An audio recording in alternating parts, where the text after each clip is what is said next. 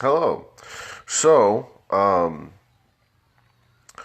I wanted to kind of apologize. I made a video last night of the Havdallah Thoughts, but for some reason I couldn't upload it, and that was extremely frustrating. But also, I was tagged in a great video by Mr. Orr, and hold up a second. There we go. And I see you're here. We go, invite you in. Sure.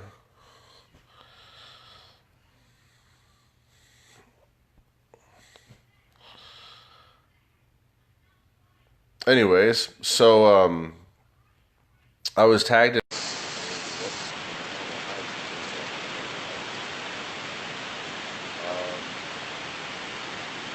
This perspective was fascinating. How? Are you there? Hey, what's up? Baruch Yeah, Hashem. Baruch Hashem. I'm here with um, Rav Jonathan Weedman and I'm Rav Ariel with Naveor. So I'm here, and this is Rav Jonathan as Hey, well. Rev Jonathan. Shalom Aleichem. Can you Well, turn on first that of top all, I, light? I wanted to say that I really liked your video. I thought it was really good.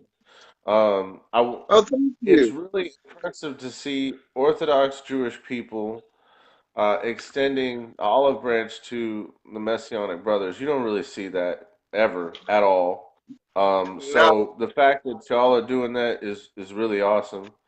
I was trying to do my Havdalah video last night, like I normally do, but it didn't go through. But one of the main things that is I strongly believe is that all Jews that identify as Jews and are willing to take their place with Israel. hmm Um, I mean, you don't have to go through an Orthodox conversion to necessarily be Jewish, in my opinion. And I wanted to see what you guys thought on that. How do you feel about that? Do you have to go through an Orthodox conversion to be Jewish? What are your thoughts? I think I think it would be ideal. Doesn't mean no one's not as one of the Rabbonim, one of the Ravs over me. He would say he considers people in the covenant, but it's really that last spike in the hammer. I mean, if you have means to develop a community and means to do those things, sure, why not? I don't think it should stop someone, but it's just finding the right best in who's willing to give that person respect and not give them a hard time if they decide to. But if someone doesn't decide to, that's up to them. You know. But as being Israel, I think it'll be ideal to do it. But if there is something that they wanted to pursue and cannot, and they're really trying, I mean, there's always ways. And there's things for, like, if someone doesn't live in a community, the Talmud gives an example of a Jew living amongst Gentiles, or a Gentile becoming a Jew amongst Gentiles, and he gives the procedure of a self conversion. But Hmm. That's um, true. also the Rambam in his Mishneh Torah does say he does say this. He says if a man has a seminal mission and he mikvahs and he follows the rules of Torah, and if a woman separates the challah and she mikvahs with monthly cycles, that person is technically considered a Jew. Um, but it would be ideal if they do something known as a Gers Kumrah, and then But yeah, so technically, if they do those things, yes, they could be considered a Jew. Um, for me, I'm pretty open-minded, so I just, generally speaking, I accept everyone. But I like the fact that you guys are not pushing away. I know I'm a sponsor for a large Jewish community, prison community, Mm-hmm.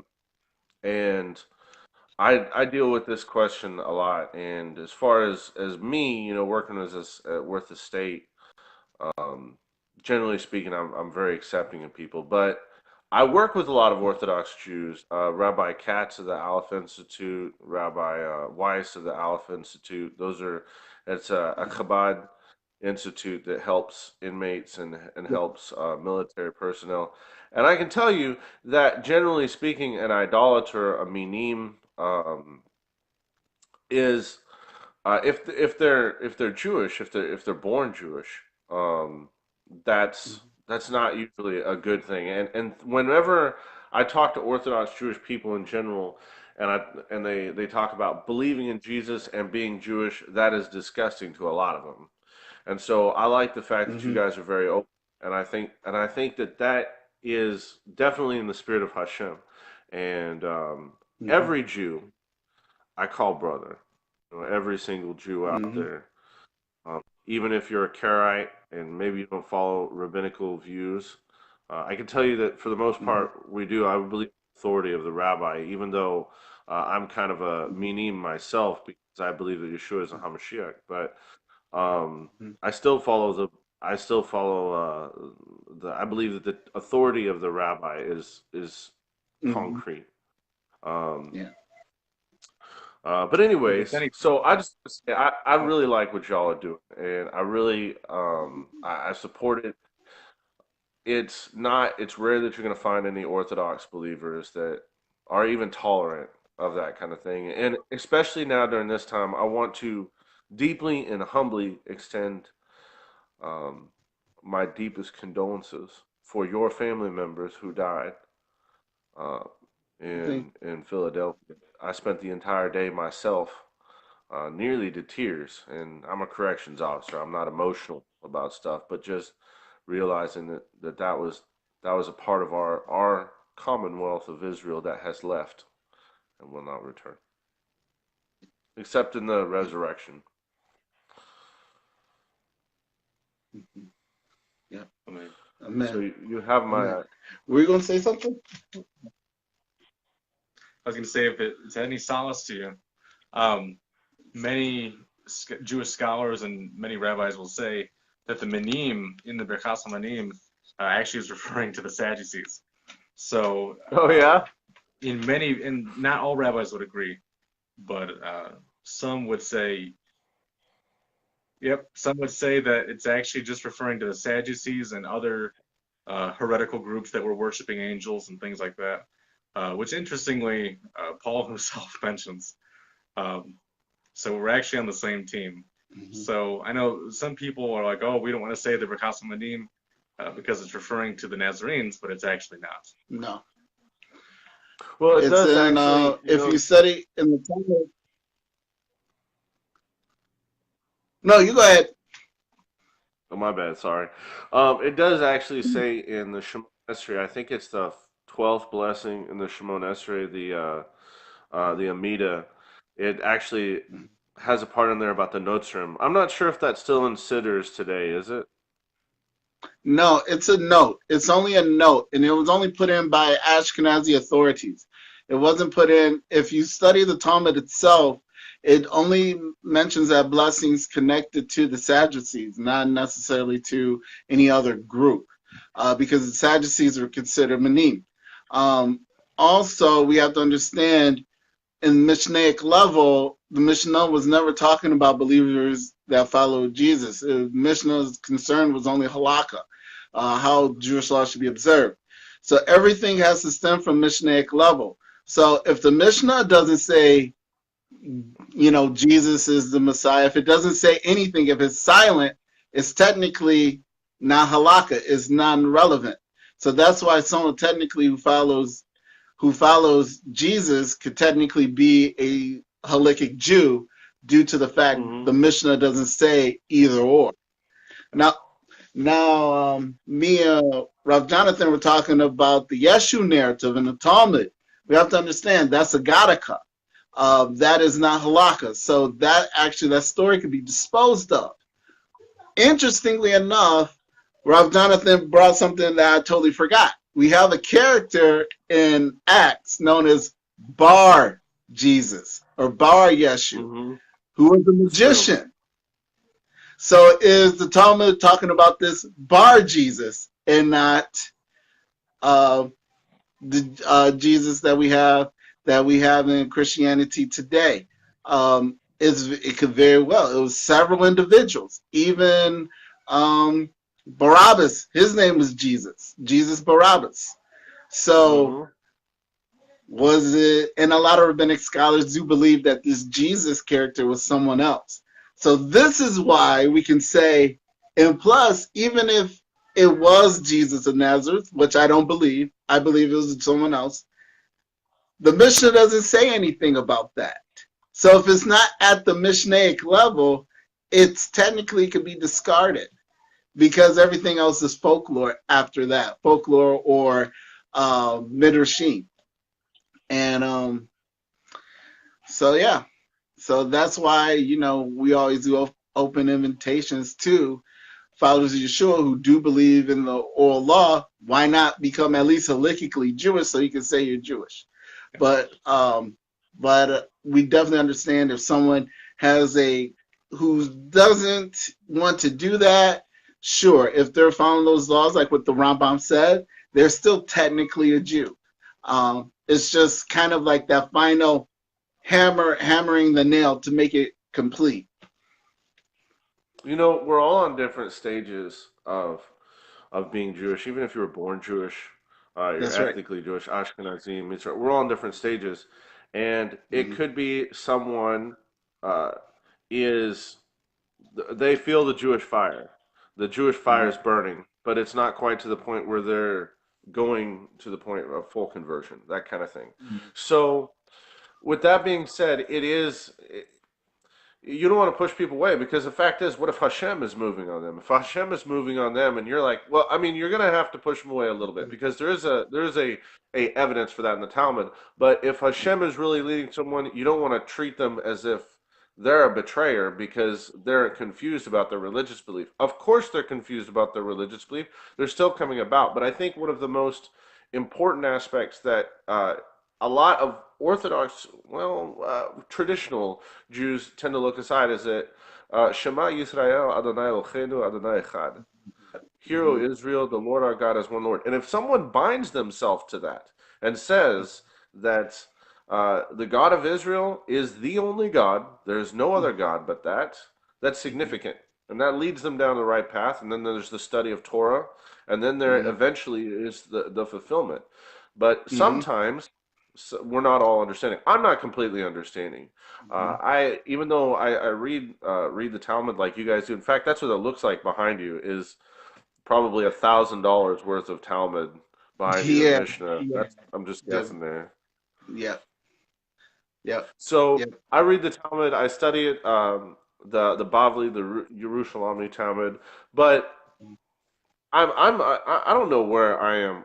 Even though, as far as I know, I was born Jewish. I still feel like maybe even I want to go through conversion Mm-hmm. because righteous convert is almost more than a one that has mishpacha already. You know what I'm saying? So I even think Mm-hmm. maybe I want to just because I want to fulfill that. But one thing I did want to mention, and this is kind of a difficult thing, but I feel like it's something that should be mentioned. You really hit home when you said that a lot of people in the Hebrew roots they just want to play with it, and the Rambam of blessed memory that you mentioned earlier, he spoke of how he even recognized that Christianity had a purpose to bring light on the Torah, right? It, Um, That's but cool. yeah. what you mentioned about some of the Hebrew roots of the Messianic is they're playing with it without realizing what they're playing with. Part of identifying with the Jewish people is identifying with Shoah, identifying that there is going to be a time when they go to hurt the Jewish people, when the hatred against the Jewish people becomes like it was yesterday. And when you identify with the Mm-hmm. Jewish people, you're going to have to accept that on yourself. You're going to have to accept that you, one, can't hurt the Jewish people, I and think we secondly, lost you. that you're going to have to accept that on yourself.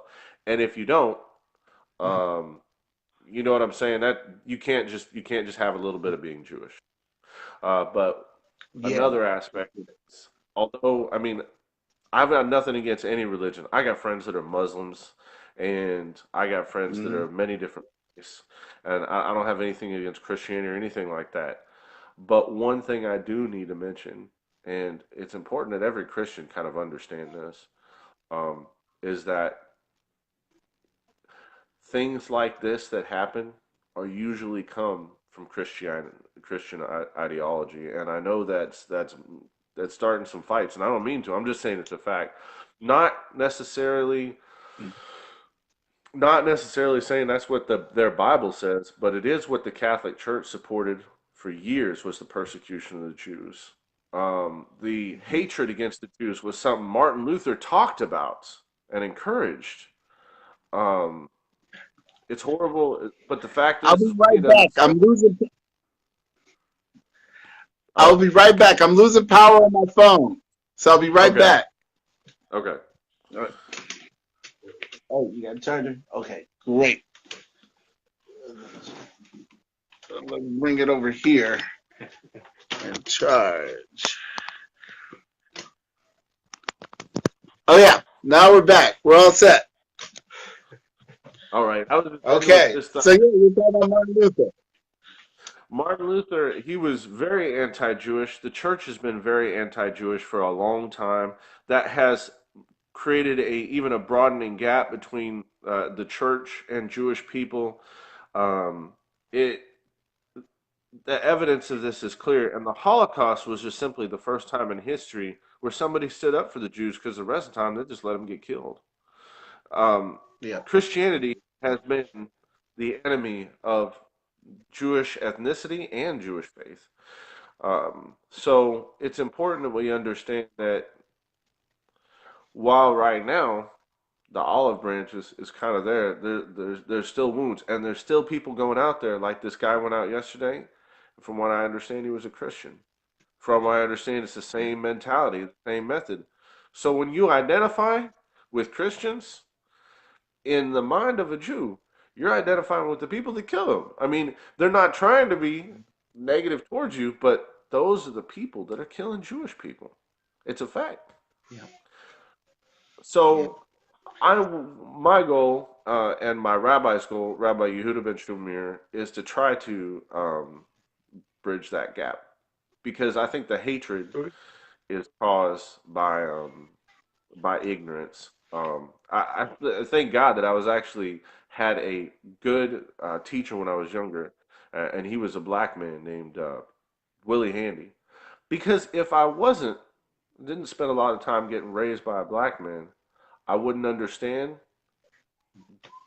the beauty of race. Mhm. If people don't have an experience with Jews and they don't see that they are connected to Judaism, they can only develop more hatred. So, what do y'all think about that? First of all, I think that that's a good goal and a very noble and goal that we need today. Mhm. I don't know if you're familiar with Ariel Cohen. Mm-mm. He runs an organization called Facing Each Other, and Oh, the goal is to bring peace between you might think of as normative Judaism and normative Christianity. Mhm. And we're not associated with that organization, but we do support its general goal, which is enough's enough. When are things ever going to get better? Mhm. Well, when we make them better. Yeah. And so I think that there's people really on both sides, and increasingly on the Jewish side, which I'm happy to see, Mhm. trying to accomplish that. Yeah. So Baruch Hashem. uh, Yeah. all right, Baruch Hashem. Baruch Hashem. it's really good to say. Yeah. Spent more time talking to you guys. I didn't realize that you guys were doing this. If you guys have stuff, I'd gladly support it on my Facebook and share out your videos. I think this is a Well, really thank you. good thing. And uh, Rav, it was great to meet you as well. Um, so yeah, it was really great to Yeah. talk to you, and I appreciate your video. Thanks for tagging me. Yeah, it was good to see you, finally meet you, and Baruch Hashem to talk with you. So if you don't know, I'm Ariel, Ariel, Rav Okay, Johnathan, and Baruch Hashem, and our organization is based out of Morenci, Michigan, and nice. basically it's a small shul. and just a few families, not many, but a few. And Baruch Hashem, just you know, trying to create more unity. And as you see, we're very, very halakhic. We're very orthodox. But Definitely. like what it says, Absolutely. um, um, enough's enough. I think believers in Yeshua, they definitely need to be one with Israel traditionally, within traditional sources instead of the separation, Yep. and Exactly. that's what we're trying to do. So, Baruch Hashem. Same to you. Yeah, I'm the Talmud of Rav Yehuda ben Shamir. But for me, Mhm. I'm just a regular guy. I'm just trying to learn myself. I've got a lot of passion, definitely a lot of love for the Jewish people, and to work with them on a daily basis, the Jewish inmates. So, anyways, I look forward to spending more time talking to you and learning from you, Rav Ariel, Rav Yeah. Johnathan, Laitriot, Shalom, Shalom Aleichem. Have a night, Shavua too. Alachem Shalom.